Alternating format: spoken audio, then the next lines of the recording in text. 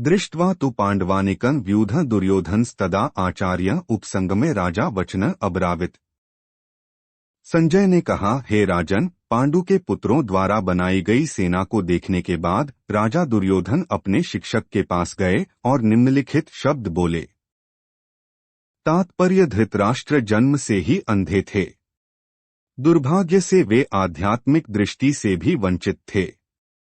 वह अच्छी तरह जानता था कि उसके बेटे भी धर्म के मामले में उतने ही अंधे थे और उसे यकीन था कि वे पांडवों के साथ कभी भी समझौता नहीं कर पाएंगे, जो जन्म से ही पवित्र थे।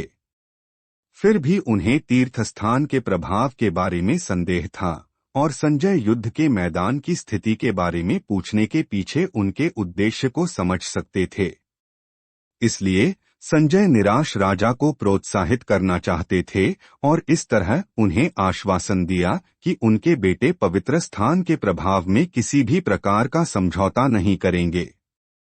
इसलिए संजय ने राजा को सूचित किया कि उनका पुत्र दुर्योधन पांडवों की सैन्य शक्ति को देखने के बाद तुरंत सेनापति द्रोणाचार्य के पास गया और उन्हें वास्तविक स्थिति की जानकारी दी। हालांकि दुर्योधन का उल्लेख राजा के रूप में किया गया है, फिर भी स्थिति की गंभीरता को देखते हुए उसे सेनापति के पास जाना पड़ा। इसलिए वह राजनेता बनने के लिए बिल्कुल उपयुक्त थे। लेकिन दुर्योधन का कूटनीतिक आवरण उस भय को छुपा नहीं सका जो उसे पांडवों की सैन्य व्यवस्था देखकर महसूस हुआ था।